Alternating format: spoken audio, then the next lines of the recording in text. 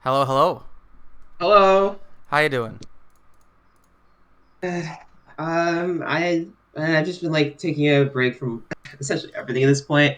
I did well at a tournament on Wednesday, then I just haven't felt like doing anything. So instead of forcing myself to do things, I'm like, I'm just not gonna burn out. I'll just sit out, enjoy my summer.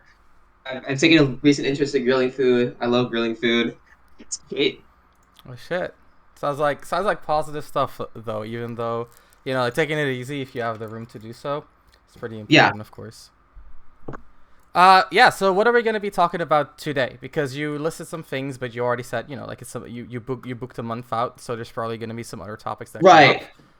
Mm-hmm. Yeah. So let me know. So okay, so I think this is kind of foresight, I guess. But when you were coaching Toast last week, I think it's the two of the things you mentioned, particularly was something I was already working on actually. Mainly, instead of sitting at projectiles and corner pressure, taking extra space, like have more corner pressure Mm-hmm. to be able to like force the opponent's hand. Because if you dash back too much when you have corner pressure, Mm-hmm. then you give the opponent the resource of stage control. That's something that Chef Main actually, if you know him, he actually like watched over some of my VODs from. I think I played a really good Wolf player a while back, and that Mm-hmm. was the main reason why I lost. So that was something I worked on, and I think I've worked on that for the past week or so, and it has like shown up consistent in my gameplay now, and it's made my gameplay feel more consistent for sure. Mm-hmm. From here though, it's more an issue of like what do I work on next? Because I feel like that mainly helped me a lot, Okay. but I don't know what to do. I know there's like one spot where I feel my gameplay is a bit limited. Is Mm. that basically in the corner? I feel like I fight my way a lot out of the corner, and I think I get away with it because Younglik is really good at it, Right. and that's why I believe he's good out of the corner. But I feel like my cross up game out of the corner is kind of weak, I see. and it makes it feel like I have to fight my way out of the corner against these better players that I fight so often, and I don't feel comfortable with that. It feels like I'm intentionally limiting myself, or my own inexperience is limiting myself In what way? because it's often I know I'm better at fighting my way out of the corner, and while Uh-huh. I can like mix up with a roll or a jump. I Uh-huh. feel like when I do that jump forward, it's either I delay it or I just like do the same angle of a jump out of the corner. I feel like there has to be something more I could do, Okay. or like maybe play around like some specific visual cues I can look for. That's something actually in the Ice Knight set. That's something that I noticed he did mid match. When I Mm-hmm. would like try with a boomerang, he would look for me to throw the boomerang and then use that as a way to get off the ledge. Right. And against Skittles too, that's what he did against Skittles too. He would look for the boomerang and use that as a visual cue to escape disadvantage, or like try to take center stage, like land because he loves like landing with the air dodge or like a land into spot dodge to reversal the opponent and then immediately like dash attack or something. I see. Okay, okay. So, where do you suggest we start? Should we watch the Ice Knight set first, or the Isohel set first? Ice Knight, I would say Last Ice Knight, mainly game two. Game two was the one that I feel like that's the one where I immediately got the three stocked, but Okay. that's the one where I felt like I got Grid into check the hardest. And Mm. then after that, I guess just the Isahel set because I feel like that Isahel set for sure was just me like as my player's shortcomings showed up more often. Whereas Okay. this one in game two, I feel like I got Greninja checked a lot. I felt like I didn't know what I should do. Game one was close, but like I said with the boomerang, he waited for the boomerang to come back and then used substitute to reversal and kill me. And Yeah, I did not expect it at all. that's fair. So, what you're looking for is mostly feedback on what to do in the matchup, rather than like generic feedback. Like, what is it that you would like me to comment on specifically? For this set, the matchup for sure, and then against Isahel set, my shortcomings as a player. Okay. Okay. Let's take a look. Actually, get a little bit of audio in here. Like you said, All every right, let's take a look at a fight bit of gameplay. is Smash Ultimate here, so nothing gets kind of stale. Here we are, small battlefield. Using Yeah, jab, I'm assuming that cultured. Ice Knight band probably Okay. knows Mm-hmm. Smashville, maybe even Town and City. Okay. I That's think something I got caught by right away. I know that's a matchup I check bet where Ikana if will you wait for start Greninja to throw a shuriken, you just get dash attacked. Yeah, exactly. He's That's gonna have fine to though. take the biplat in small battlefield. Okay. Okay, drag Tech. down. Oh, yep, yep, yep. Stop and not a kill though. Still has And that then up you die. smash. Yeah, that's just guaranteed death because I air dodged and then drifted forward. Yeah, unfortunately, Young Link does have a nice Mm-hmm. tethering, but Mm-hmm. it's not that long. So he was stuck there. Does have a I nice think it looked tethering, like it tried a tomahawk down tilt there. not I think at least I get the idea, but it was too slow. Yeah. I think. What happens here? So is he trying to parry a landing aerial here? I think you. Yeah, I think he's doing a parry option select. So he's basically just like parrying and then like down tilting or jabbing in this scenario. And if you empty land, he's gonna jab your empty land, oftentimes. And if you swing, he's gonna parry your swing. It's something that every character can do to some degree. But Greninja is especially strong because he has parry down tilt, right? Right, and that kill confirms. Yeah. Okay. I only really see Ice Knight on the Greninja. Okay. Using that confirm combo more often because usually they like to go for dash attack up air drag down. Yep. But he just gets a nice simple 2-piece. And Okay. Ice Knight, this whole set really has just been nice, calm, collected, choosing his.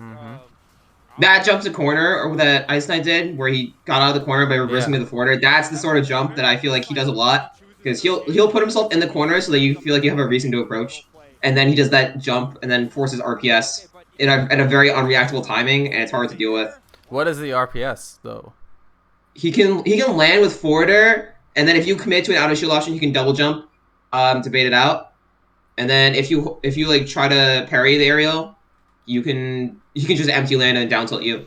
Or if he can just space a back air on landing to catch your out of shield nair and then immediately convert into down tilt forward air. I mean, I think the thing you should be thinking about in terms of RPS is not like, when he's already landing, because if he's about to land, he's stronger than you. That's just kind of like every character has that dynamic. Okay. I think you should be thinking more about like why is he what gives him enough time to jump all the way back behind you, which in this case is the boomerang, of course. But yeah, I'm just watching, I'm just observing. We'll go into more coherent analysis after I've seen the game.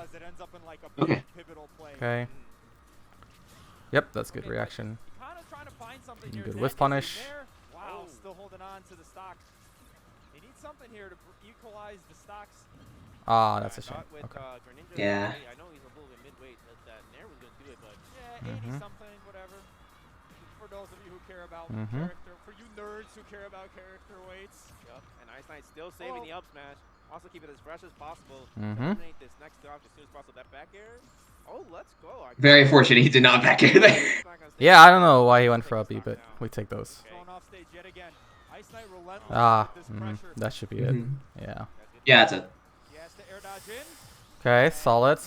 You Let's have see. to. You try your best, but Yeah, Ice Knight just making sure that young Link doesn't make it back. I think even without that back air, he wouldn't make it, but Okay. better to feel safe than sorry. Yeah. yeah, now Ice There we Knight's go. trying to get a 3-stock here with these Greninja combos off stage. Oh, Ah. yeah, that's rough. So, I feel like the main things I'm noticing are related to the common, like, basically, like, core issue versus Ice Knight. There's always, like, a combination of playing around your options versus playing around theirs, right? Okay. And what I'm noticing in these games is that you don't know when to switch between these.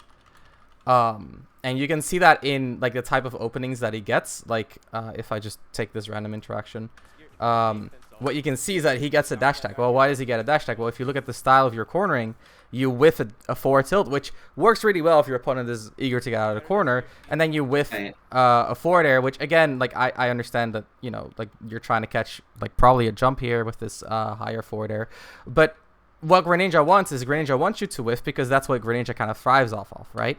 So that's just one random neutral interaction, but you can see it in a lot of the way that you play is like right, you whiff a down tilt there, you whiff a nair there, and then he's looking for a whiff punish, and as you can see, he misses.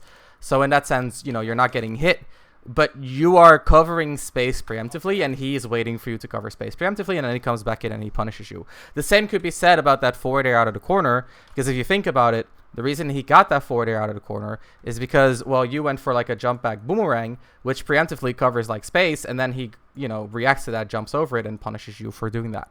So a lot of what we're seeing in your play is that you want to preemptively cover space, and he wants to punish you on reaction, right? Or, or through coverage. But, the coverage is usually like the full hop in, stuff like that. And at this point, you got to ask yourself, okay, so what are some secondary objectives that makes sense for Young Link. Now, the nice thing for Young Link is that you have a lot of them, right? Like, Right. Young Link could play with Punish, he can play more walling, he can play more zoney, he can play more pressure heavy.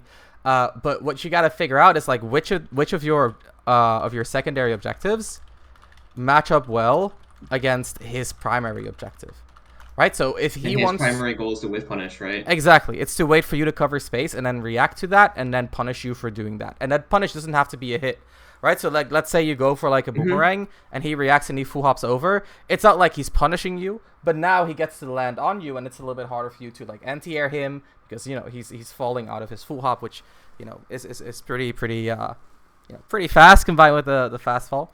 Right. So you got to figure out, like, if someone is waiting for me to commit first, how do I play in a way that punishes that, right? So how do you punish someone who waits? Well, you tell me. What if Ikana. you What also do you wait? think? Also What if you waiting? also Okay. wait? What does also waiting do to punish them? They're looking for some sort of visual cue, right? Mhm. So if you're using some sort of feint, mainly through movement, let's say like you dash in and then dash away, they might expect they might anticipate an aerial or something up close because I've consistently been throwing them out. So Mhm. there's some sort of expectation there.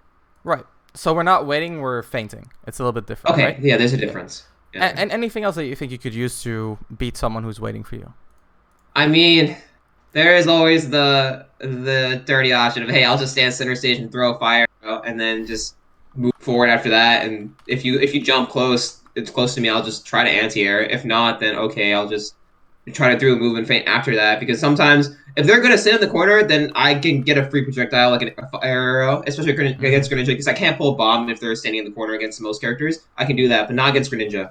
Right. So like the fire or they're like at least like force a shield or something, and then after that just try to feint them. So like you can use that as like the setup and then feint.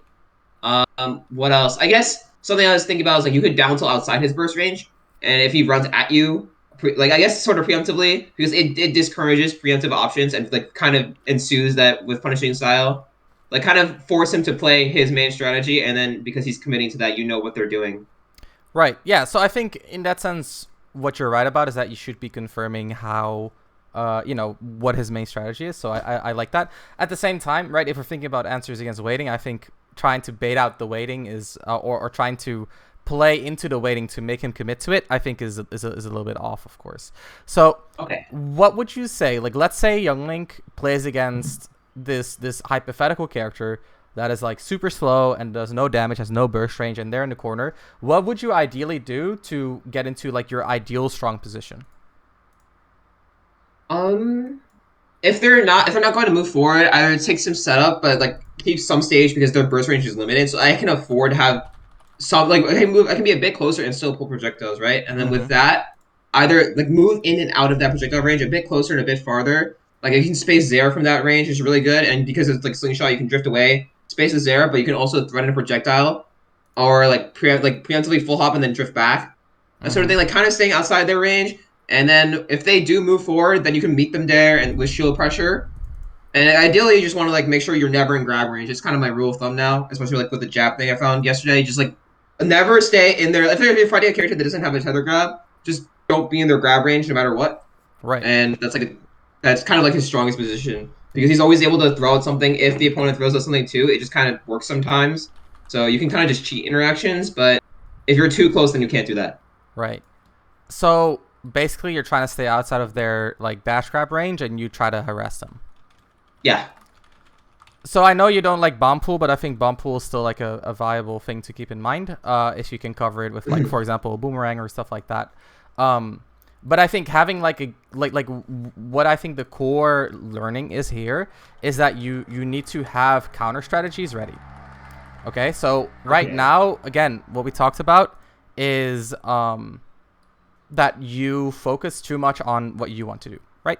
And when you focus on what you want to do, you know, he's going to interrupt you. So what we need to do is we need to have some sort of way to do, like, to change what we want to do in a way that still makes sense. So that's like a counter strategy. And if I were to give you like like the most generic bit of feedback based on this set is that you didn't adapt what you wanted. Because if you look at Ice Knight, right? I want you to just take a look at Ice Knight. Again, we're just starting from the beginning. But look at how he approaches this game, right? Run up shield. He's not really taking initiative. Run up shield again. And then reacts to you basically, you know, putting yourself in a relatively bad spot, right? Because, you know, he shielded fire arrow. So it mixes you up from there. And then here, again, if you look at what Ice Knight does, he hits you. He dashes forward. He doesn't even try to hit you. He just dashes forward, dashes back, reacts to your jump, right? So in all these situations, Ice Knight is not taking a bit of a bit of initiative because he knows he doesn't have to. He's waiting for you. Again, here he's just a shield. You commit, and then he punishes your commitment. Of course, he kind of fills here. And this I like, right? So we're calling out the way with a grab. That's very important. But he also knows like Young Link kind of struggles to grab repeatedly, and then here he, you know, he goes for the drag down. It happens. But in terms of like overall like patterns in the interactions, is that he's very patient, very willing to wait for you to show him like what you're gonna do, right? So here as well, he throws a charged shuriken, recognizes the shield, and follows up with a forward air. He's taking initiative here, sure, but again, it's like he's waiting for a good situation before he starts committing. And if we compare that to, for example, the way you're approaching it, we see like these preemptive up Bs, a lot of preemptive arrows, and I don't mind these tools, right? I don't think they're bad tools. But a fire arrow, at the end of the day, what a fire arrow does is it's like a fast way to occupy like this space, and to some degree, like, you know, the reactable space of fire arrow. Right. But it's a fast way to occupy this space, and the weakness in that is that while it's fast, it's also like relatively laggy, right? It's not like a boomerang or a bomb where you throw it out and you're still in a good situation. So when we start using fire arrows, what we're actually doing is we're saying, hey, we're going to deny you from suddenly entering this range. But his goal has never been to suddenly enter that range. His goal is to wait for you to put yourself in a bad spot, which you're doing, and then try to make his way in afterwards. So that's the way you should be looking at these interactions. I think there's a lot that can be said in terms of like, you know, oh, you should be doing this against Greninja, you should be doing that against Greninja. But the overall pattern here, again, is that he's basically waiting for you to, you know, to overcommit. And it's not like he's entirely passive, right? So like here you get like a bit of a fair, and he does take the initiative every so often with like a shuriken, but generally he's waiting for you to commit, and then he tries to capitalize on the way that you commit. And when you hit him, it's usually when you take the time to set up a strong situation, like an empty line jab here, and that is how you mix him up. So when we think about counter strategies against waiting, we need to use the fact that our opponent is giving us a lot of room to set up a strong situation. But if we think about this, right? So again, he's waiting for us. We whiff a move. We're already a little bit weaker. Then we try to mix him up with the nair. We whiff. We're a lot weaker, right? So again, you can see that the strategy that you're going for, it seems almost a little bit, and this goes into the territory of mindset, but it also goes, it almost goes into like the territory of fear, where it looks like you're very scared of him just running at you. So you're almost desperately trying to cover that space preemptively, if that makes sense. This is making me think that like, yeah, he's taking initiative, but I feel like him taking initiative is just a mix up to like enforce his game plan essentially, like to help like reinforce it. And that's, I guess, sort of what I'm missing is that this is like about like the macro game plan, about like the overall strategy, like pattern synthesis, stuff like that. Where my adaptation is very much just like focused, like literally just seeing what the opponent's doing around my stuff and then working around that. But that's like very basic, I'd say, in comparison. Like it's not really detailing like what the opponent is like going for throughout the entire game, like their long-term stuff. Like even when I played against like Archetypes, like I was just like trying to figure out how he's gonna like get in the burst range, and then like how is he jumping. And then, like, what timing... Like, when I picked up, like, Game 2 was, like, the timing at which he's calling out my options. Like, that's not, like, counter-strategy stuff, really. It's not really about, like, the macro game. It's about, like, very... I guess, like, very, like, basic adaptation and then nothing more. Which is why, like, I can't... Sometimes I get, like, strategy checked, if that makes sense. Like, against this, I don't really have the strategies to, like, to answer this sort of stuff. And that, like, and once I have, like, that's... be able to, like, counter-strategy, that lets me not only adapt faster, but it gives me more ways to adapt within the context of something, which is important. It's unique context to adapt. Right, yeah. And that's kind of what we're talking about, right? Because I think adaptation within the realm of like just individual interactions is of course worthwhile. But similar as what I told Toast, what you gotta do is you gotta take those, or you gotta take that information that you're getting from the way your opponent is playing the individual interactions, and then you can extrapolate an intention from that data, which can then turn into adaptation on a more strategical level, right? So when, for example, let's say very hypothetically, like Ice Knight is very keen to, I don't know, wait for you to shield and then grab you. Let's just say, like, hypothetically. What does that tell us about the intention that he has during his strategy? Well, his intention is very clear. He waits for you to commit to an action, and then he tries to punish it on reaction, right? Which is something that we can extrapolate not just to him grabbing shields on reaction, but we can also extrapolate that to, okay, he's going to probably wait for a projectile and then come in. And at the end of the day, what you're noticing is that Ice Knight, he's basically beating your strategy layer 1, right? Because if you think about Young Link, and strategy layers, like his layer 0, well, I mean, you know, layer 0, layer 1, same thing. Basically, his base layer, let's call it that. His layer 0 is to be constantly claiming space with low commitment projectiles, right?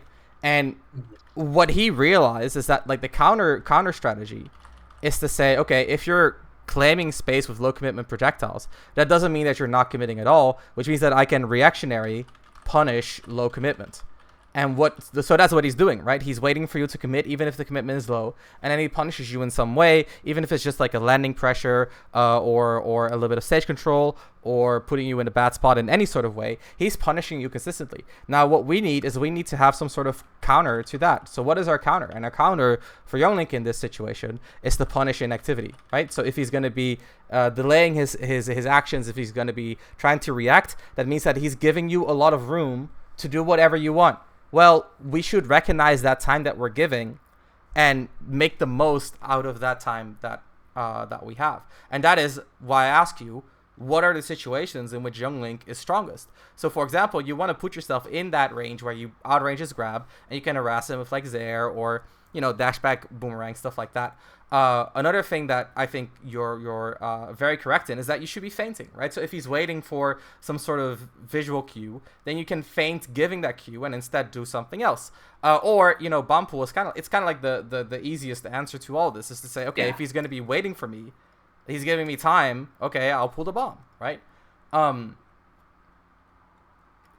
Now, the thing about this is that this goes a little bit deeper than just what we're seeing right here, because the way Ice Knight plays this is something that's also, like, I don't want to say exclusive to Greninja, but it's something that Greninja does very well, right? He has a good dash attack. He has a really good full hop to set up his own pressure when he sees you with. Generally, it's hard to control him vertically, especially for a character like Young Link, who has a pretty huge diagonal blind spot. So what you notice is that, like, this is one counter strategy, but there's going to be more counter strategies, right? And heaven forbid, there's also going to be characters where their base strategy can beat your base strategy. So we think about like Bayonetta, right? If you try to constantly claim space with low commitment projectiles, she's like, okay, well, my base strategy is to use burst range when you jump, and if you stay grounded, I can, you know, counter projectiles on reaction and just make my way in. So from the get-go, you're like, it's not even like you can commit to your layer 0 or your base layer, because you have to start with a counter strategy, right? So then you have to counter strategy. So, like, what I'm noticing is that this, like, each sure, like, what's on the screen is like, yeah, like, it's very literal, but I think main thing for me that I'm noticing is that, like, this is, like, literally layers of adapting strategies, which is, like, again, like the macro things. Like, this is, like, you can apply the same process to adapting with strategies and counter strategies, and then, like, seeing how that evolves over a match, like how their strategy changes. That's something you can adapt to as well. And then with that, I think that's kind of like the next layer or next level thing. Yeah, where you adapt the strategy and then you do the individual interactions below that. Exactly. And I think for you especially, because it, like, from what I can see, you know a lot about Young Link. It feels like you have a good grip of what the character can do.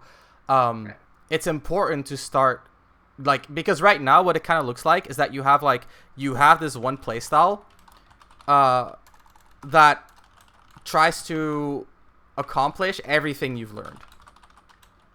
But realistically, what that does is it gives you the issue of eventuality. Right, and what I mean by that is that, let's say, what we've learned zoning, walling, and pressuring. Right? Let's say we've learned these three things. Now, let's say what Ice Knight does, which he does. He says, okay, so if I play defensively, he can zone me. If I play defensively, I can punish walling, and if he pressures me, I'm fucked. So what happens here is that what Ice Knight says is that, like, oh, this is actually a really good RPS for me, because if you played, like, you know, if you play in a zoning way, I don't really care. If you play in a walling way, I got a huge reward because he does. And if you pressure me, I actually don't, like, I'm not too scared because usually your pressure is going to be a grab, which is pretty committal, or something like a jab, which is, you know, like a jab is not like huge reward. So what he says is, okay, I'll take this RPS, and then he just plays in this way, and he knows that because you don't pick the same option every single time, you eventually mix it up anyway, and that is where he wins, right? So in other words, like, let's say you're playing RPS, right? I'm gonna be Ice Knight in this situation, okay? Let's play RPS. Let's actually play RPS. Let's play rock paper scissors. Okay. We'll get a quick game in.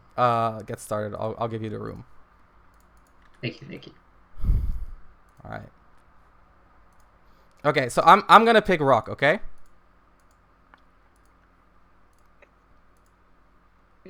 All right. You know what? I know you're eventually gonna pick something else, so I'm gonna pick rock again. All right. Okay. I know you're eventually gonna pick something else.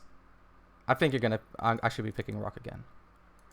So this is what I'm doing essentially. What you're doing is what I'm doing. Is that what you're telling me? No, what I'm doing is what Ice Knight is doing, and what you're doing is what you should be doing. But what you're actually doing is you're saying, "Oh, I beat him with paper. Let me try using scissors this time because I like scissors." Oh, yeah. So like counterplaying myself essentially by like knowing what beats my own options and then acting on it, even though like the opponent isn't doing that. So exactly.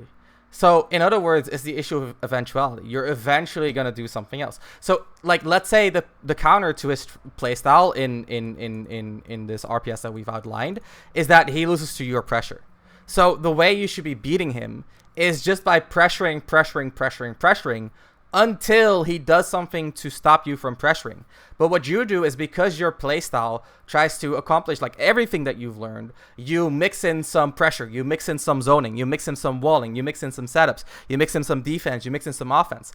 And what you get is that because your strategy is unfocused, it can never counter someone who is focused, right? Because he's constantly playing this same RPS, the one where he basically just like waits for you to commit and then reacts to you, and he gets a lot of data out of it. Whereas because you're playing like 100 different interactions, and that's like an exaggeration, but you're playing a shit ton of different interactions, you're also not gathering information that makes a lot of sense, right? Because like, again, like you can say, oh, I now know how he deals with boomerang, but then like you don't use boomerang for another like half minute because you're busy doing all these other things that you're trying to accomplish in this playstyle. So what you need to start learning is you need to learn to have focused playstyles that revolve around countering the opponent's strategy, right? And at the same time, right, of course, at the start of a set, you should be more passive and figure out, you know, what they'll do. But then, like, once you do know, you shift your strategy to, well, to cover what they're trying to do, right? So if Ice Knight walks up to you and he presses rock and you press paper, don't switch it up because he's gonna mix it up himself, right? You're like, oh, I use paper. Well, there's no way he's gonna pick rock again, so let me go to scissors, and then he picks rock again, and you get blown up, right? So by being more specific about your strategy, you can beat someone who's also specific about their strategy. And what I'm basically telling you is that you need to streamline the way that you pick decisions a lot more, and play the RPS of the strategy instead of the RPS of the interactions. Okay? Okay. Any questions about that? Does that make sense? It does make sense. Let me think. I'm gonna need a moment to think if I have any questions or not. No, I don't think I have any. Okay. So I say we watch your set versus Isohel now, and we get an idea of that. Okay. And then maybe we can revisit the Ice Knight set a little bit later. Okay, let's take a look. So what I want to see is if like what we learned from the Ice Knight set with the RPS and the strategy, I want to see if that's like the same reason like why I lose here essentially. All right, we're about to figure out. Do you win any games in this set? No, I don't. Okay. That's good. It's already knee slap. I just noticed that. I actually didn't notice that last time. Oh. All right. Okay. Trying to control center. I like it. Okay. Mm-hmm. Okay. So I'm already trying to think about like what's his strategy here. Essentially, I noticed he's like waiting a lot. He's flickering his shield a lot. So he's like trying. I guess he's like trying to bait me to commit or something up close. But I keep committing and it's working out. So I feel like this is intentional. Yeah. So I'll give you a nice tip to figure out someone's strategy. Mm-hmm. Look at when they commit forward. Right. So whenever they feel comfortable to move forward, that's where their focus is. It's kind of like, in like let's say you have like a race, like a Formula 1 race. Like a lot of the players, they get defined by how they win, right? Like actually, let's put it a little bit broader. In any competitive game, your character gets defined by how they win. When you think about Young Link's playstyle, it's very much like, how does Young Link win, right? And at the same time, how does your opponent win? It's usually how they get their hits, right? Because you win by hitting. So if you look at when your opponent commits forward, you often see a lot of where their focus is. So for example, like let's say if you look at Isohel in this situation, what if they always go forward? Ask someone in chat. Then their strategy is to be really aggressive, right? Now you know the strategy. So if you look at him, he's very confident to like sit back. Right, he slowly takes space. So if you look at what he does from the platform, he waits and then he takes space.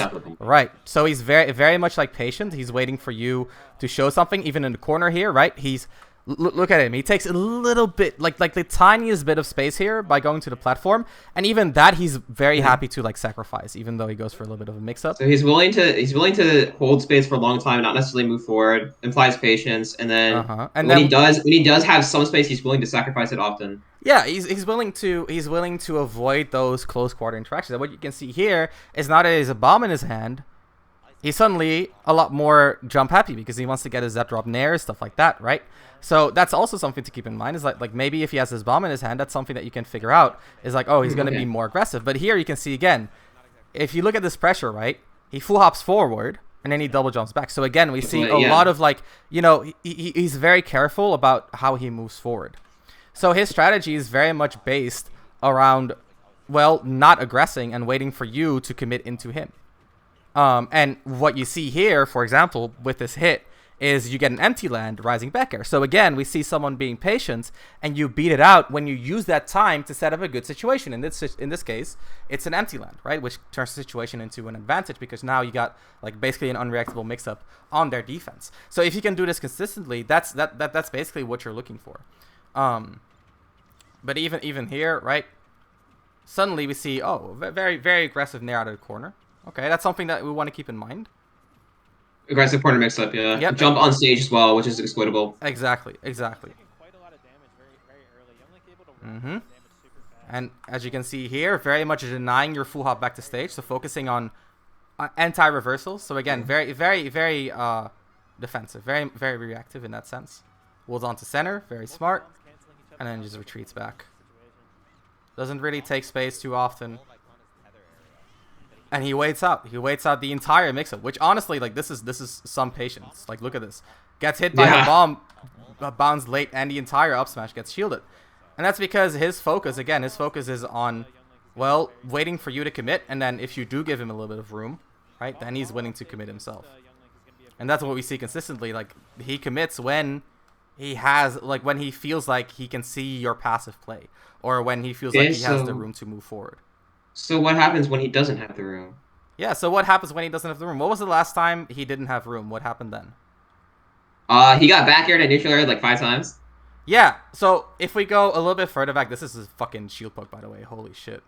I hate this matchup so much. Actually, I hate this matchup. Actually, it makes no sense. Yeah, this matchup is not good for Young Link.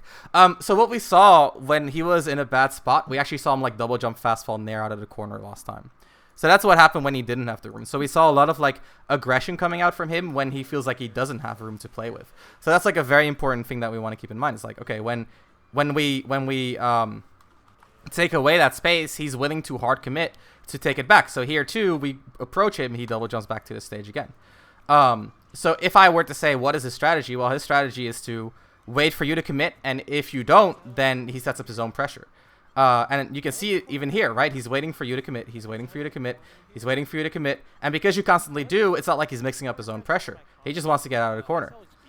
And now that he does have room, if you look at this, right? So he jumps to center. You with fire arrow, so he has room. He immediately sets up his own pressure. So you can see that what you want to do here is you want to make him believe like he has, or you want to make him believe, or you want to make it seem like he has room, but then actually make it so that he doesn't have any room. So then feinting, right? Exactly. We kind of come back to the idea of feinting. It's honestly, if someone is playing more defensive, then feinting is often like the easiest answer. Okay. But against him too, like I would be happy to jump into this matchup with a bomb in hand if I were you, right? But yeah, the same goes for like if you look at the way he plays, right? Just like very slowly throws out the bomb, doesn't even follow it up with pressure. But then when he does see an opening, which is in this case the whip boomerang, because most younglings do boomerang fire arrow. He uses that to set up his own pressure. So what you could do is like throw out a boomerang and then be more reactionary, or maybe focus a little bit more on movement, or you could position yourself for a boomerang toss and then not toss it out at all, right? Like make him feel unsure about the situation. Okay, so then one question I have then, what's the difference between having multiple strategies and multiple different flowcharts? Well, it's the same, because the strategy at the end of the day is just a flowchart. Okay. But yeah, the reason I call it a strategy is because like flowchart, when people hear flowchart, they're like, oh, so I gotta play like a robot, which is not the case at all. Yeah, true. Right? Like it's about knowing what your objectives are, because that's also how I contextualize like changing your flowcharts or strategies. Is that it's related to intentions and objectives, right? Rather than just like what is optimal, because what is optimal that has a lot of context, like the player read, like the matchup, etc., etc. But a flowchart is almost entirely, or a strategy is almost entirely related to, well, what do they want to do? What do I want to do? And sometimes the optimal thing is not to do something, or to do something that you don't necessarily want to do. This is a shame, by the way. Yeah. We're missing the wave bounce. It happens. All right, let's continue watching. So honestly, I feel like the way ISL paces himself or themselves is really hard for Youngling to counter, because they're very willing to play very grounded, which kind of like at a certain point forces a bit of a grab call out. But then like missing a grab against Link is obviously like not a good time. It's hard to feel out grabs against Link because he plays at a similar range as your grabs. Like that's the same thing against Cloud too. Cloud is really good at that because he plays at like the same range as your grab, so feeling out that grab is really hard. Yeah, I get you. I like this one though. This grab is good.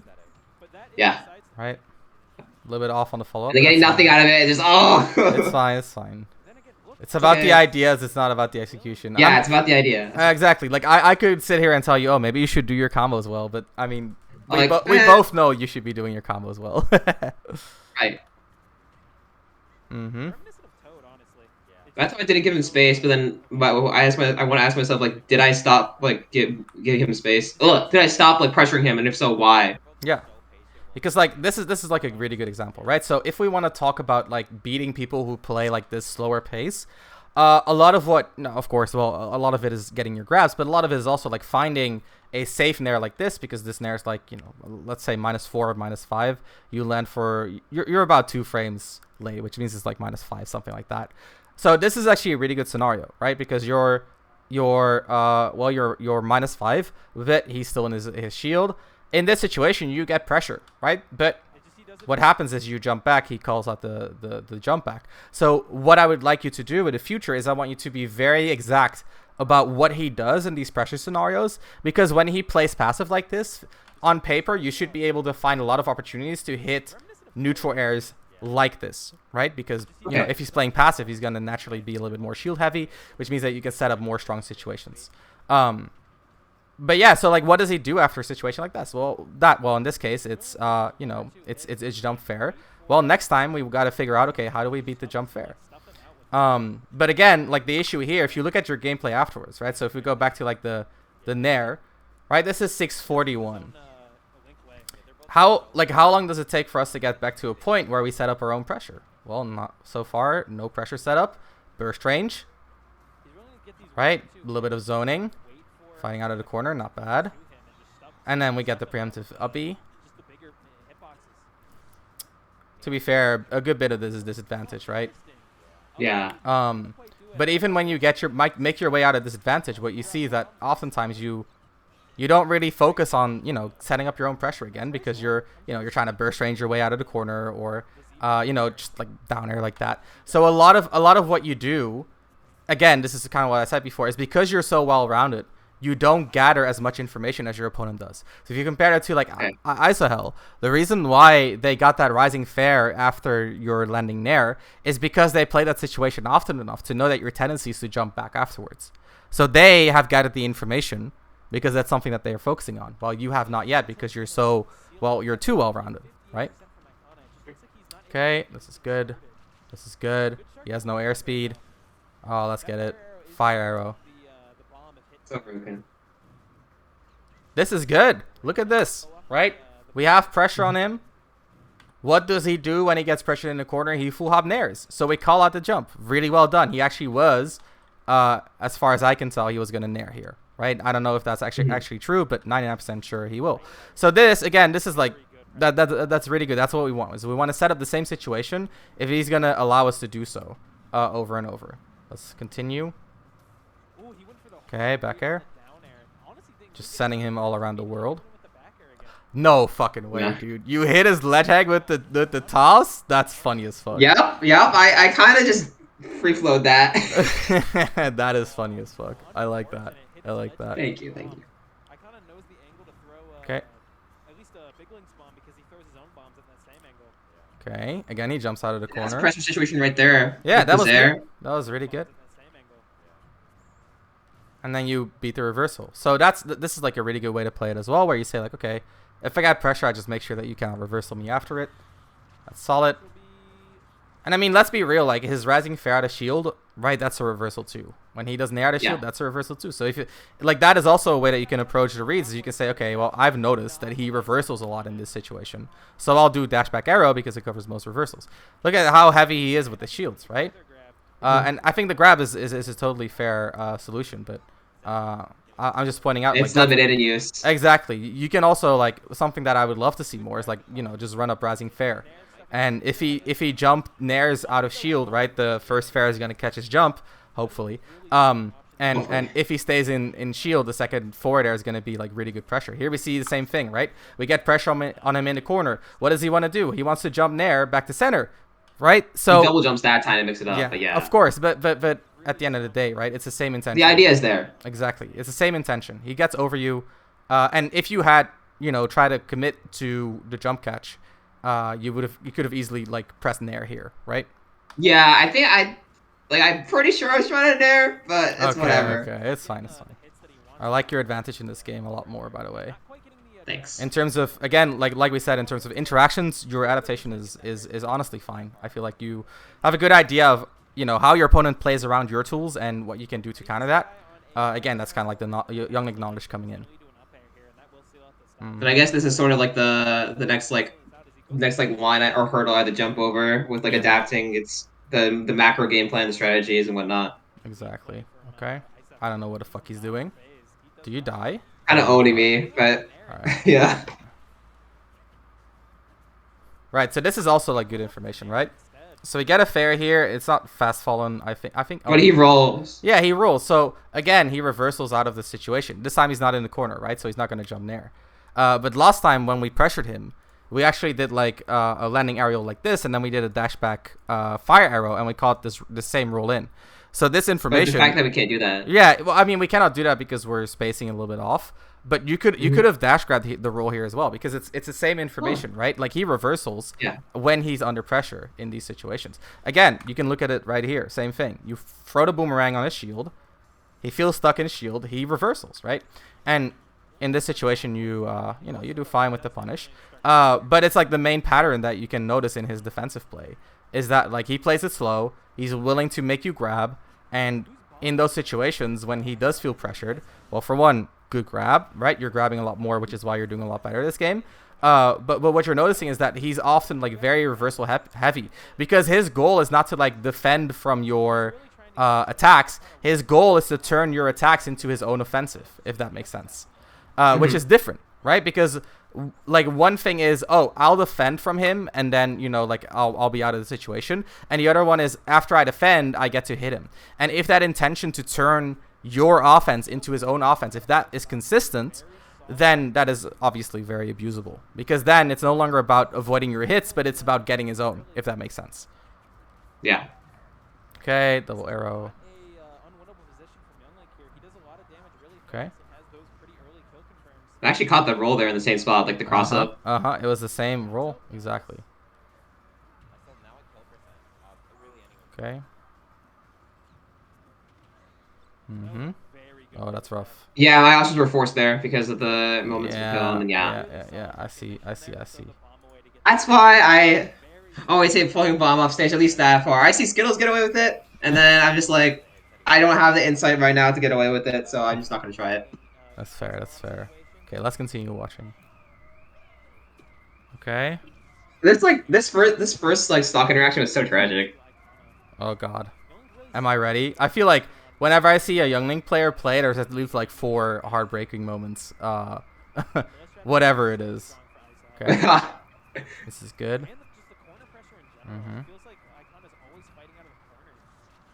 Okay. Ooh. Is that it? Oh, that's rough. Watch what happens right after, though. Okay. What happens after? Yeah. Oh shit. It's not the first stock, it's the second stock? No. Watch this. Okay. That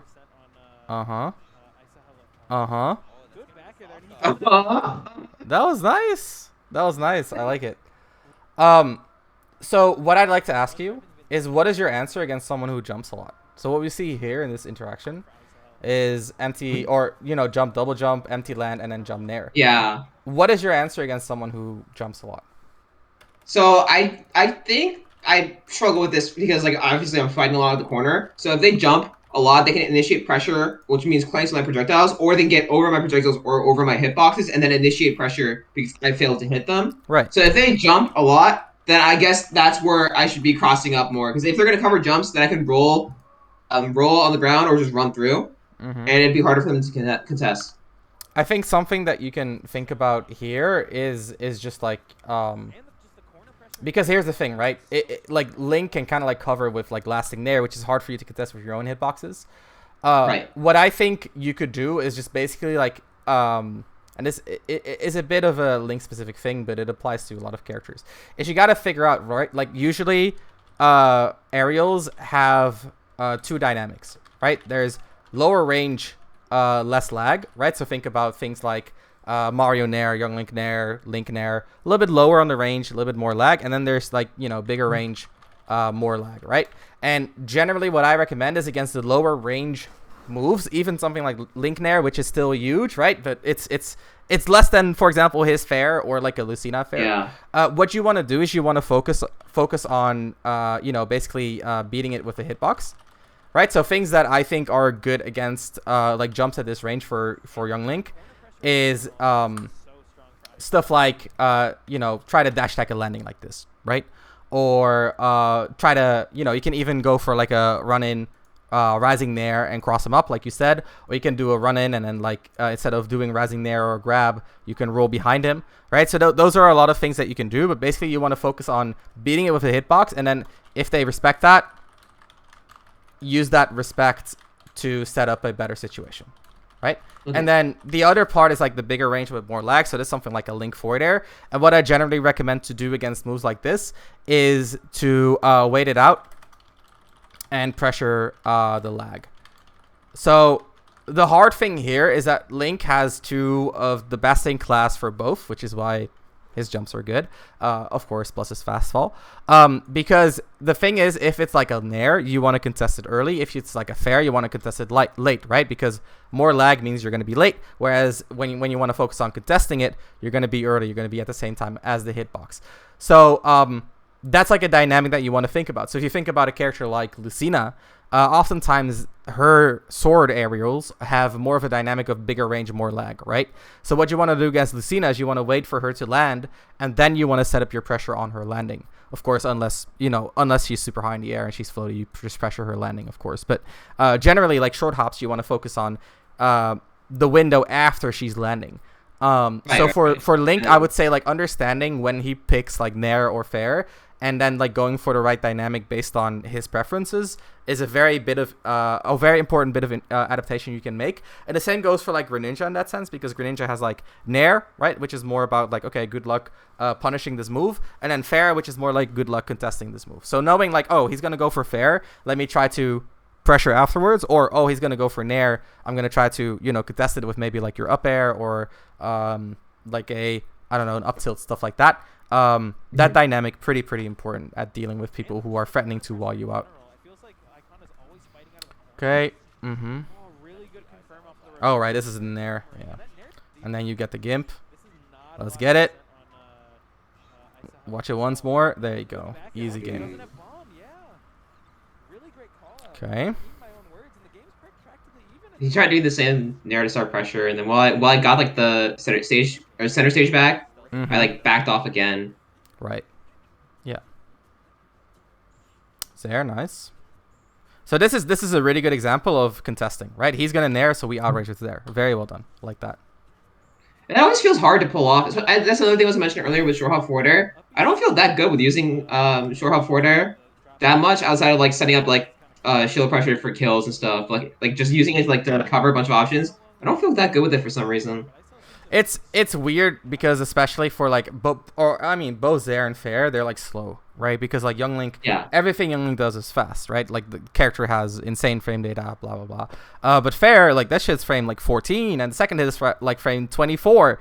And what is it? Zaire, you cannot fast fall it, so you gotta short hop, wait a bunch of frames, and then do like a slow fall Zaire. Both of them are like slow options, which is why again I feel like they have a place mostly within a strategy, right? Because if like once you know that your opponent is going to be more slower paced, then you can feel more comfortable setting up your slower pressure as well.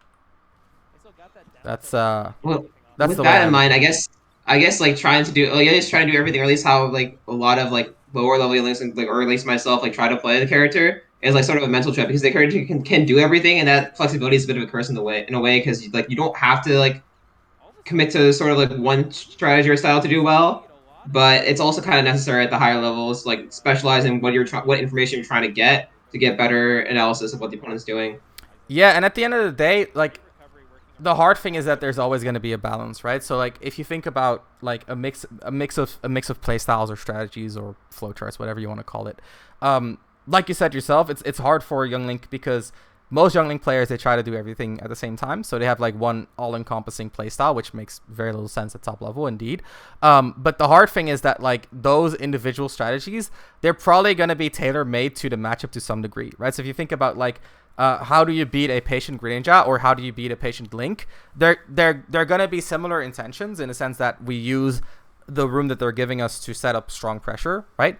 But they're going to be different in execution, where with Link, he actually has really bad whiff punishes. So in that sense, you can focus a lot on setting up pressure by, basically claiming space in low committal waste, because he struggles to whiff punish you for doing so. Whereas for Greninja, you're going to be focusing more on limiting his movement and forcing him into shield, so you can then start calling out his out of shield options or pressuring him for holding shield too long. So they're similar intentions but very different executions. So that's like the hard thing about Young Link as well, where because you have so much things or so much stuff that you can do, it can be hard to figure out what is the most optimal thing, because there's going to be like, I bet you if you play another Link that has the same idea in mind as Isahel, they're probably going to execute on it in different ways. And that means that at the end of the day, a large part of your flowchart is like, preconceived, as in like it's stuff that you figured out before you went into the set, obviously. But a large part of it is also like tailor-made in the sense that you're looking for what the opponent is giving you and what the nuance of their play is. And then you're looking for, okay, so strategically, how do I beat this? Right. So a way that you can look at it in terms of like a strategical adaptation is that you want to figure out how they function in generic situations. Right, so this is again maybe stuff that you've heard me talk about before. I generally talk about good situations, bad situations, and neutral and unclear situations, right?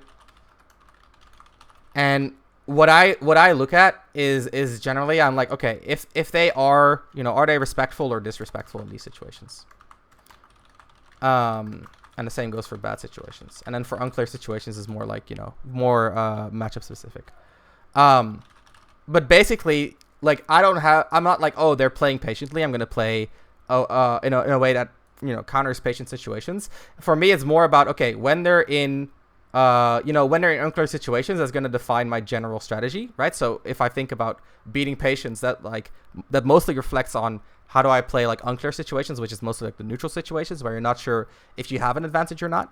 But then like the specifics are mostly about figuring out how they behave in good and bad situations. So what we saw from Isahel, that's like, very much a pattern, is that when he's in a good situation, he's very respectful. Like he focuses a lot on covering your reversal, right? So he's very much like, I'm gonna, I'm not gonna push my advantage. I'm just gonna make sure that you cannot get out of my my vortex. Whereas in bad situations, he's very disrespectful. He's very much like, I'll jump over and nair you, right? So he's very much fighting out of these bad situations. So a profile like this means that, like, generally in my neutral unclear situations, I'll focus on countering a more passive grounded playstyle. But then when I transition into a good situation, I know that he's waiting to cover my reversal. And when I put him in a bad situation, I'm focusing on covering his reversals because, he jump over in airs or he rolls in, etc., etc.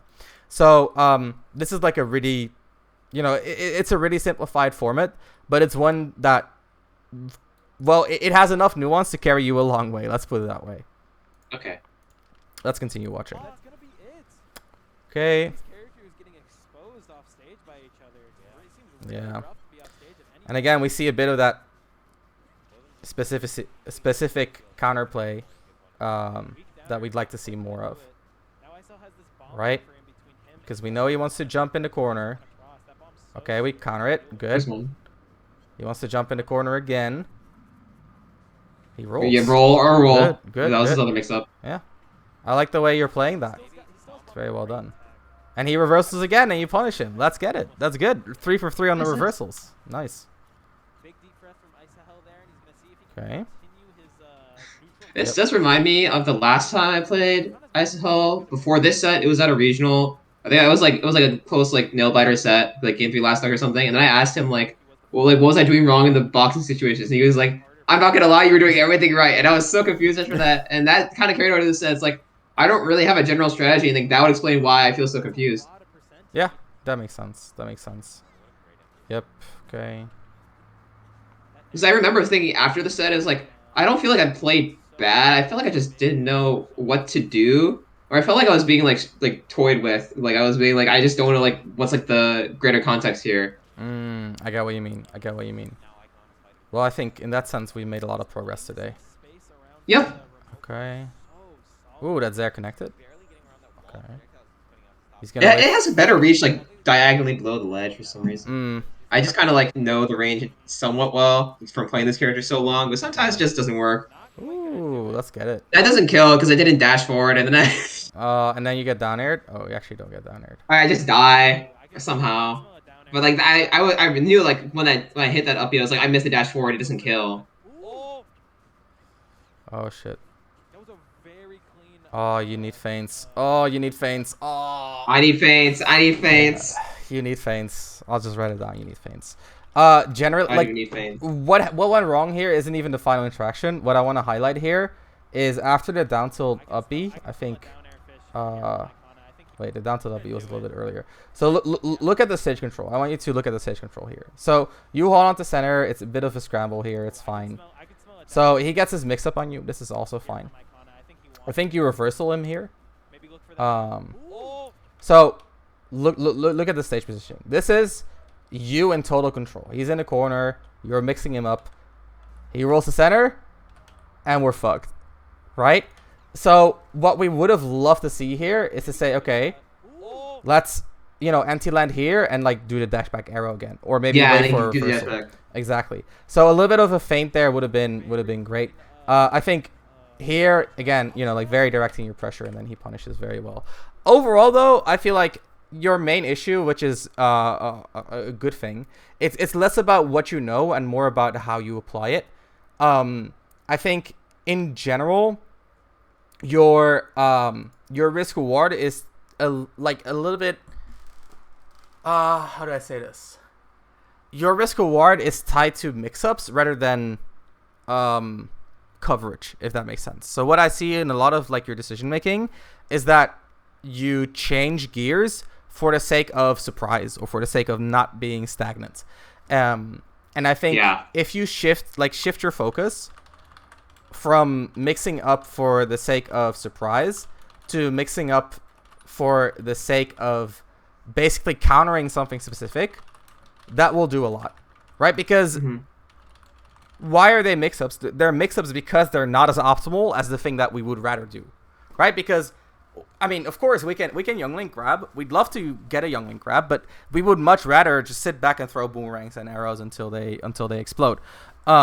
Unfortunately, that's not going to happen because eventually they're going to do things that stops us from throwing boomerang and arrows until they explode. And when that happens, they're going to do something that is probably a little bit committal, right? Because we have a strong neutral. They have to commit in some sort of way to counter it. And that is where your mix-ups come in.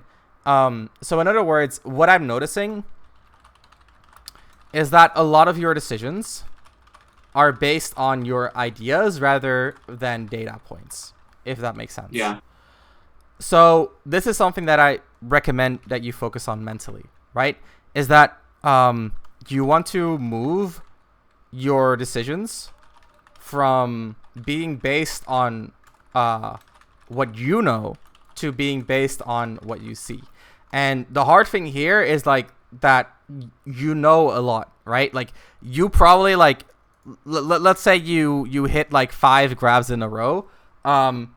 Of course you're going to think, oh, 5 grabs in a row, there's no way he's going to shield again, and then he's going to shield again. So we kind of go back to the RPS situation, right? Where you play around what you know, but they're just doing whatever the fuck they want to do because they don't give a fuck about what you know.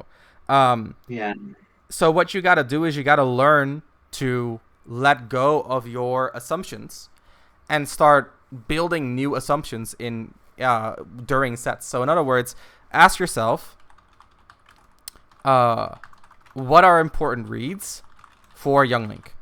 So an example of this would be how do they work around boomerang and arrow, right? And oftentimes the general answers are like, you know, parry, full hop, lasting aerials. Aerial, the plank, another one.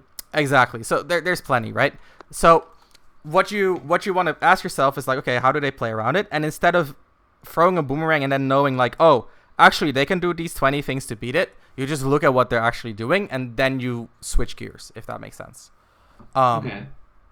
So in other words, you got to translate data in real time, which is hard, but it's very important because at the end of the day, well, it is hard. It's also like, it's not like you're creating like new aspects of your play. I'm not asking you to like change your play in real time in terms of like you got to figure new things out. I'm telling you to figure out how you deal with this pattern of beating boomerang and arrow, right? Which could be like you know what Isahel does, which is basically use their own projectiles to block it and use a lot of grounded shielding.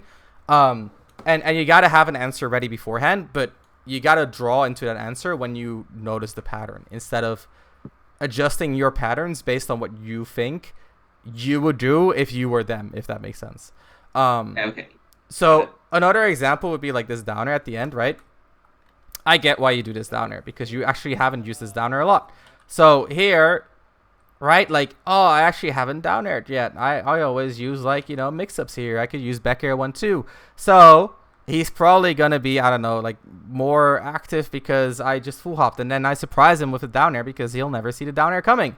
Turns out he was just like, I'm Link. I shield on the ground a lot.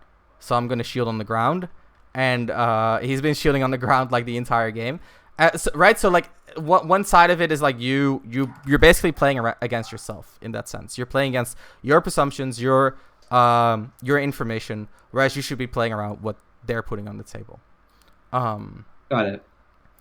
So, right. Is there anything else you'd like to focus on? If not, I would like to review your first game versus Ice Knight as well. No, this is like essentially what I wanted to focus on, so this is good enough. Okay. Obviously, you know, Ice Knight. Let's change the quality. Thank you. Knight, Okay. very good player, and Ikana Uh-huh.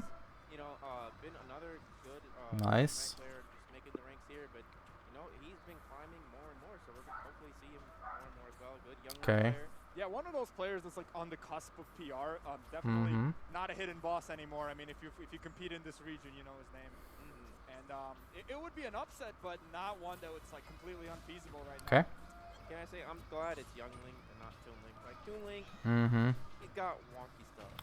I don't know. I just feel like Young Link has the cooler freeform combo. Okay. Just like our boy Greninja right here. now. Young Link on paper. So mentality-wise, let's talk about like preemptive hitboxes. Got it. So what I said before was that like I feel like it can even like border onto like, you know, playing scared. Mhm. How do you feel about that? What do you think? That's pretty accurate. So what are you scared of?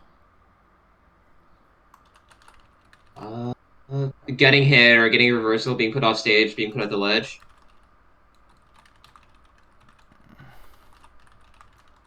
Right. This makes a lot of sense because these situations suck for for young Link. Yeah. So here's what I suggest, right? I think this is a very hard mindset to embody, but it's still an important one. If you pick the right options, then getting hit is worth less than the information you get out of getting hit. And what I mean by that is that let's say we play an entirely fundamentally sound game, right? Like let's imagine like an MK Leo playing at his peak, you know, by left walling, blah blah blah blah. Of course, you can hit MK Leo, right? You can hit perfect MK Leo, but you'd have to commit to do so. And while you will get that hit, that information on when you commit will make perfect MK Leo even more perfect, right? And that's the way you should be looking at these hits as well. Like let's say you're playing in a way that you know is fundamentally sound, right? You're focusing on your stage control, you're mixing up your projectile patterns, and like they could hard read an arrow and like, I don't know, Greninja short off forward air over it and hit you. But what we get out of that is that we get the information that if we play this style of game, eventually they will commit by doing like a short hop landing aerial, which is extremely slow, extremely reactable. You can parry it, blah, blah, blah, blah, right? So in other words, they get a forward air, which might lead, you know, they might even get forward air, dash tag, back air, and put us on the ledge and do more damage. Like it, at the end of the day, what we know is that like if we play the strategy, they're going to commit, which is something that while we might even lose the entire game off of that one interaction, which I sure hope we don't, that information is going to give us so much more value the rest of the set, right? Even if it's a best of 3. Because when you know, again, when you know when the opponent likes to commit, right? So we think back to forward movement, you've basically won the set, right? So if you think about Ice Knight, if you look at the way Ice Knight commits forward, right, it's all like, you know, dash grab. Well, this is advantage state. Let's look at a little bit of neutral.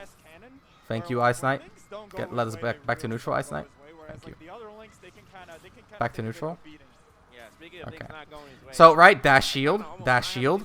His way right there. Ice Knight, you know, always look to push Ikana off stage. Jump from Jumps. corner. Okay, jumps from corner. Good to know. It's a dash attack into back air. You know, good. Right, Dash dashes and in. then. Probably try to shield. Not gonna lie. Yeah. Up. Oh. Yeah. Okay. Yeah. Yeah, I directional air dodged earlier. He didn't punish it, so he just waited for that. So he dashes shield out of the corner here again. Right, gets into corner, dash shield. Oh, yeah. Rolls that time. Yeah, but reversals to the center, right? And now we see Yeah, these okay. short up fairs in this mid range. So this is also something that we want to keep in mind is that he's, you know, he's happy to short up fair in these situations where he has a little bit of an advantage. Like right here when he, you know, when he rolls behind us, we whiff. He has a bit of an advantage. Short up fair, right? Here he hits a shuriken. A little bit of an advantage, short up fair. So basically what we know now is we know his commitment pattern. And while we haven't punished him for it yet, it also means that if this is the way that he wants to hit us with this short up fair in after he gets like small advantages or like dash shield, then we can avoid like 99% of his neutral hits. Then of course he could tag us with shurikens and he can mix it up here and there. But basically, the learning here is that treating the unknown as potential improvement rather than something to be avoided is key to improving your mindset overall, right? Because basically what you're saying is, I'm scared of potentially getting hit. In other words, I don't know what's going to happen, but I'm scared of the possible outcomes. And what I'm telling you is that you should embrace the potential outcomes, not and not treat it as like, oh, this is where I could lose, but to see it more as like, okay, this is where I gain information. Because the more surprising it is, probably the harder you can like play around it, right? Because if it's like super surprising, it's probably super left field, it's probably super niche, it's probably not super applicable, right? Whereas if it's something that you expected, then you're probably going to play your fundamentally sound game, and they're not going to hit you with something like that. So that is why I say, if you pick the right options, right? So it's important to have a solid base layer to actually work off of, because if you don't know why you're making the choices you're making,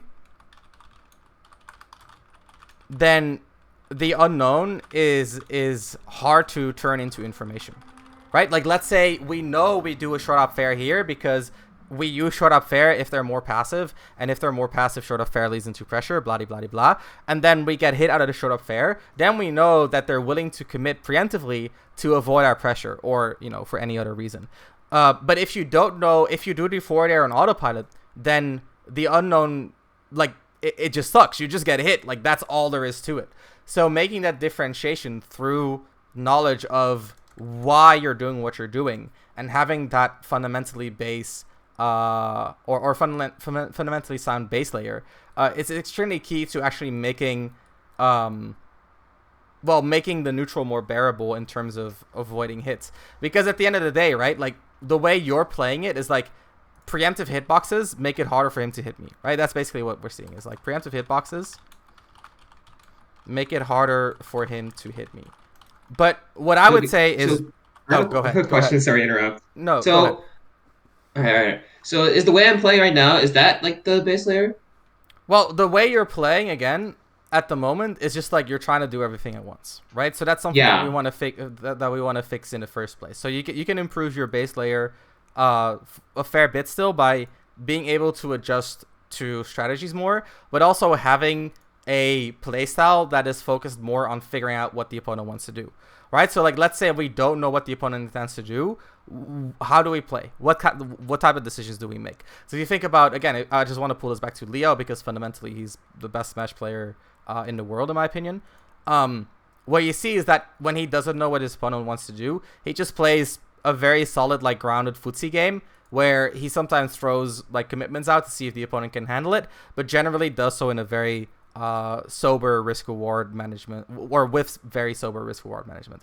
So in that sense, he's playing a bit of a slower pace with a focus on cornering the opponent, which makes sense for sword characters. For you, it can be different, right? You can say like, okay, my base layer, like if I don't know what they're gonna do, and you know, I don't know what I should be ready for, then my focus should be on, I don't know, like boomerang and shielding, which is, you know, fair enough for young Link. Or you can say, I actually have a really solid zoning flowchart that I can base my information on all the time. And then you can say, oh, if my flowchart doesn't work because they're grounded, I can go anti-grounded. If your flowchart doesn't work because they call you out, you can play more slowly, etc., etc. So what your base layer is doesn't really matter, but you should actively craft a base layer that is designed to feel out the opponents in a way that doesn't incur too much risk, right? Okay.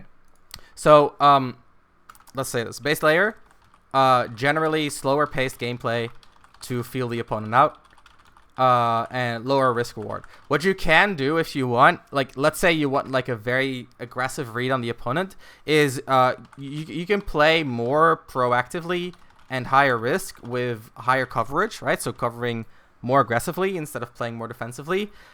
This gives you more of a read, but also incurs more risk, right? So you could do this. I think there are players that do this that are very successful, like Proto Banham, right? Proto Banham is, instead of playing slowly and figuring out what this opponent wants to do, he basically says, I'm going to go for my best options and you show me what you do about it. But if the opponent is, you know, ready for Lucina, then he's going to lose early on because of it. But again, because he has a fundamentally sound base layer where he knows why he's making the options that he's doing, he's actually getting a lot of information out of it, which he can then turn into instant adaptation and, you know, get huge hits off of that. Does that make sense? Yes. Okay, cool. So I'd like to go back to this mindset again, right? Where you say like preemptive hitboxes make it harder for him to hit me. What I would say is doing nothing makes it the hardest to hit you, right? Because doing nothing can never be directly punished. The thing about preemptive hitboxes is they give the opponent something to react to, and giving reaction to your opponent, or giving that initiative, whatever you want to call it, is probably the worst you can do. And what you saw in your set against Isohel a little bit more towards the end is, for example, you were full hopping more. So full hopping is another one of those things that people do when they panic, because it's like a big movement that avoids the opponent, but it's also very reactable, right? So at top level, you almost never see full hops, except from like a few characters like Joker, Sheik, Mithra, basically characters with broken fast falls. Because it gives the opponent something to react to. So what you got to think about, what you got to contextualize is you got to recontextualize safety not as the right hitbox, but as the hardest to counterplay. Right? And if you think about what is the hardest thing for Youngling to counterplay, well, one of those things could be, you know, like pulling a bomb, right? Or using your boomerang.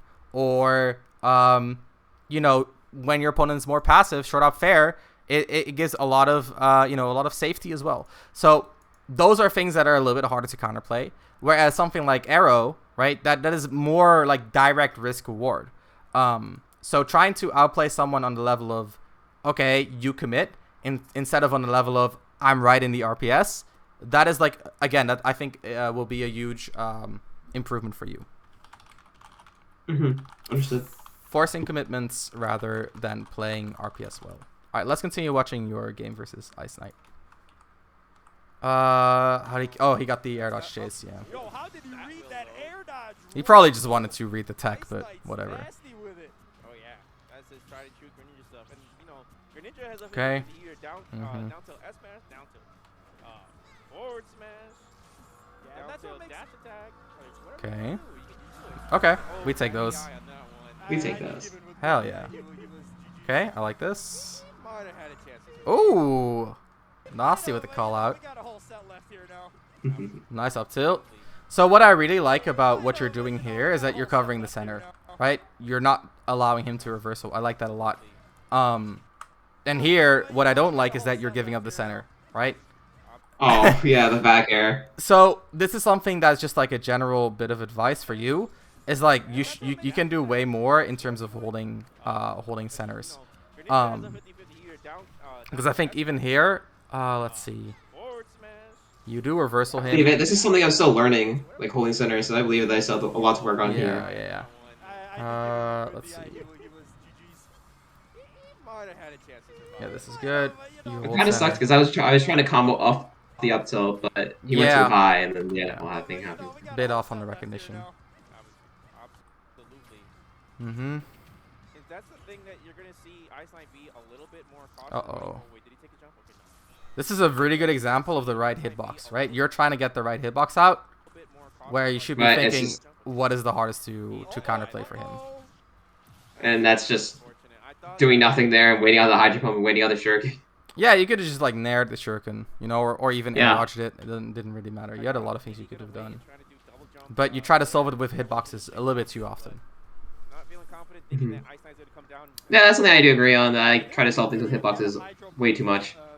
Which is also what went wrong against Isohel a lot, because like Link hitboxes just kind of destroy young Link hitboxes. Yeah. It's yeah, that's what makes the matchup hard.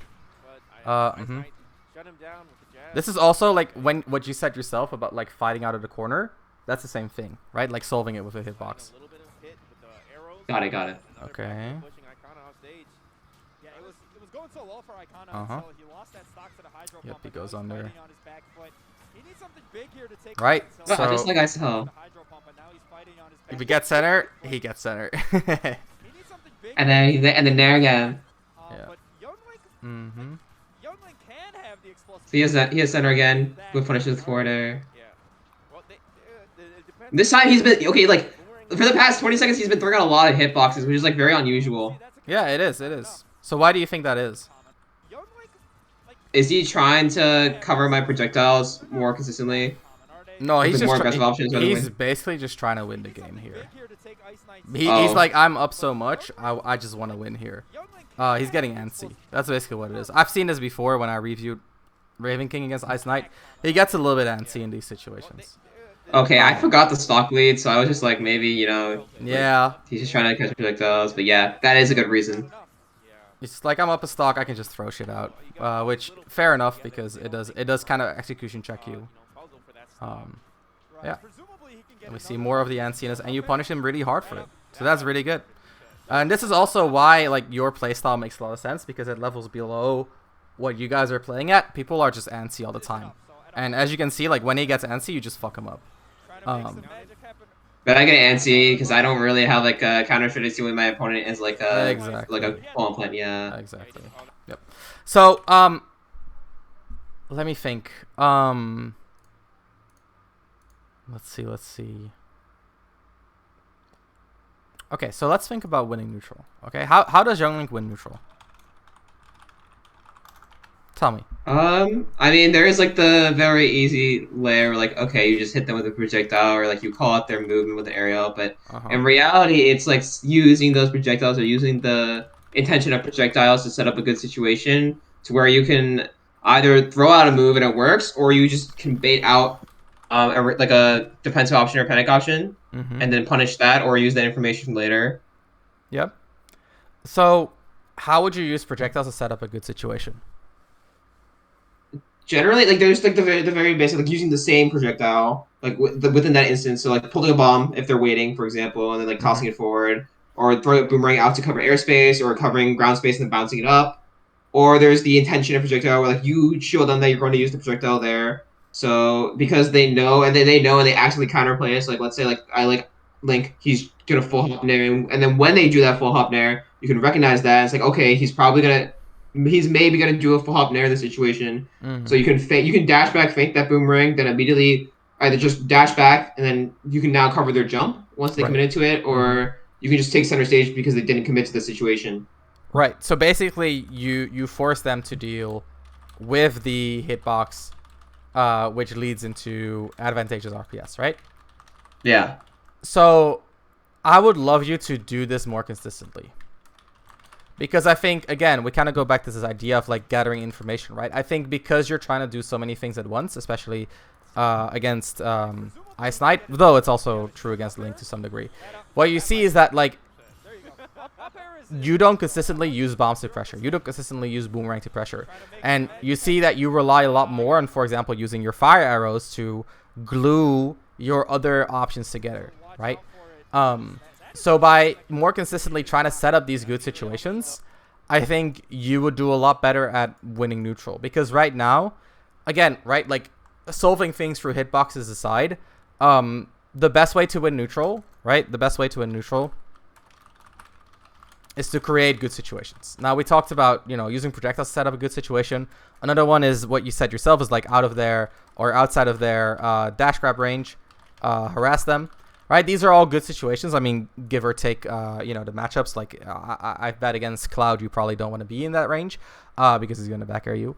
But, like, identifying the good situations and, like, working actively towards creating these situations instead of focusing on the RPS will help your strategy a lot. And that, I think, will also help you with shifting the focus away from hitboxes and towards situations / movements, right? Because movement creates situations. So if you focus mostly on, creating good situations and then, playing them out as consistently as you can, I think that will help a lot. Because when a lot of what we talked about is like, what does the opponent like to do? Which I think is important information, of course. But the most important thing here is like, what are your good situations that are like accessible in a neutral? Because what we see is that you often put yourself in situations that are advantageous for the opponent because you're RPSing away, right? And what the opponent does is they see like, oh, Young Link is strong here, I'm like, he's probably gonna mix me up because he's strong, which you do, because that's what you do when you're strong. You try to mix your opponent up, and then they use that time when you're RPSing to not be there, change the situation, and now the situation is a lot less advantageous. So using your movement, right? So in other words, you want to use your movement to create continuous good situations, and you want to make it more of a mix-up, whether you will capitalize on a good situation or not. Right, so if you think it back to like a playstyle that makes sense for feeling the opponent out, I would say put them in a really bad spot and then cover a reversal, right? Instead of just mixing them up. Because that is going to tell you a lot more about what they want to do, and it's probably going to be a lot more consistent than going for the mix-up, which doesn't work if the opponent knows that you are strong. And that is, I think, at the end of the day, like the core issue with when I say you solve things through hitboxes. I think the core issue here is that you capitalize on situations regardless. Whereas I think focusing more on like disengaging from a bad one and then re-engaging when it's better, that's just going to make you a lot more consistent. And that's like a big part of the specific strategies that we talked about. So when you say, okay, my opponent's being more passive, they're being more grounded, my answer to that on a strategical level is to use that time to set up pressure. Fine.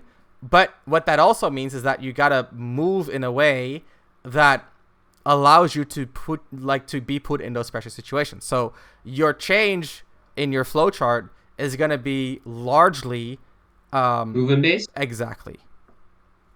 Okay, so that's one way to think about it. Is like if they're if they're staying in the corner, they're waiting for me to commit. Like with ISM, for example, then I use my movement to move like to close unreactable ranges because I have the stage control behind me, and then see what they do from there. Do they try to like immediately reverse out the corner like with a jump or a roll? Do they try to use an aggressive shadow shield like a grab or a nair like with Blink, for example? Right. So and then once they show that option, then once I present that intention again, that's where I use movement to mix up and then like transition to the next strategy, which is like, okay, I'm going to catch your reversals now by baiting them out with a feint. Because that's the thing, right? In a way, you're using like I talked a lot about how you're trying to do everything at once, and I think that, but in a way, you're also picking the same option at the same time. Because if you're always trying to capitalize on a good situation, then of course eventually you're going to get your hits because your mix-ups are deep, right?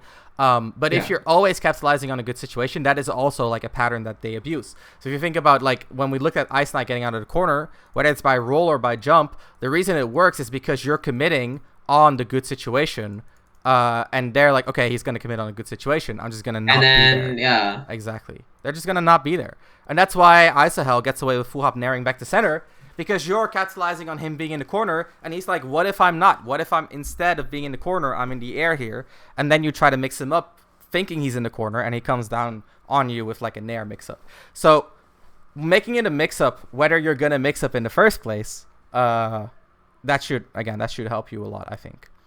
Okay. So yeah, think about your strategy in terms of like the situations you want to put yourself in, the good situations, and then think about how you're going to put yourself in those situations. And how you put yourself in those situations is often going to be the core of the matchup. So if you think about Greninja, right? Like the best thing that we can imagine happening against Greninja is getting him stuck in his shield and pressuring it. So what is he going to do? He's going to play in a way that makes sure he never has to rely on shield against your hitboxes if he can help it. So what should we do? We should play in a way that counters the way that he avoids getting put in shield. Does that make sense? Yeah. Okay. Cool. That's a lot to think about. Do you have any questions, Ikana? No, because I have a lot to think about now. Okay, cool. That's a good thing, though. Yeah, that is good. We talked about, I think, quite a few topics, but also what I really like about the place that you're at is that a lot of the things that you're struggling with are very much connected. So in that sense, I think once you get to the root of what is going on here, which I think at the end of the day is the mentality thing that we talked about, where you just kind of struggle with the potential outcomes of situations, and you try to capitalize basically you try to collapse the possibilities by committing. Because if you're in a situation where you're doing nothing, then anything could happen. But if you press Fire Arrow, now you're playing Fire Arrow RPS. That's recognizable, a lot easier to play with, right? Sammy actually told me something like that a while back too. But like you put it in a better way, because when he said it, he's like, you commit because like it's easier to think in terms of committing and not committing. But like this is gonna be the why I'm doing that. Yeah, And I think once you get over that, once you can play that fundamentally sound game where you basically ask the opponent to commit and then use that information to adjust your strategy, and from there basically turn small advantages into huge advantages, right? Once you get to that point, I think a lot of these issues will fall into place. And what I've given you is a lot of the information of what to do once you are at that point. But I think, again, the first step to getting there is to, well, reflect on the mental side of everything. Okay? Yeah, I had to figure out how do I want to attack this first, and I think obviously the first thing is like the shift from hitbox based adaptation to movement, and like how strategy works off movement better. But I think for sure where I want to start is like just trying to get used to adapting to opponent strategies and seeing those strategies. That's where I'm kind of blind at right now. Yeah. Okay, awesome. Hey, Ikana, final things. I've sent you the notes. You can do with them whatever you'd like. I sent you an invite to my server. If you'd like to join, you can. I'll give you a student role. If you have any follow-up questions, you can ask them to me in DMs. I'm always willing to help you out with the things that we talked about. If you have some follow-up questions, I do recommend getting a new session. If you want to discuss anything regarding the game, there's a student channel on my Discord. A lot of my students, they love, the theory behind the game. Otherwise, they wouldn't ask me for coaching. So if you'd like to talk about those things, that it's a really good resource to use. So don't be afraid to use it. I'm also in the student channel a lot myself. I'm also going to send you a VOD of our session so you can review it whenever you'd like. But I got another session right now, and then I'll upload it, and then I'll send it your way. Okay? All right. Thank you. Yeah, thank you so much for your support. Appreciate it a lot. Best of luck with the improvement, and we'll keep in touch. Okay? See you soon. All right. Bye-bye. All right.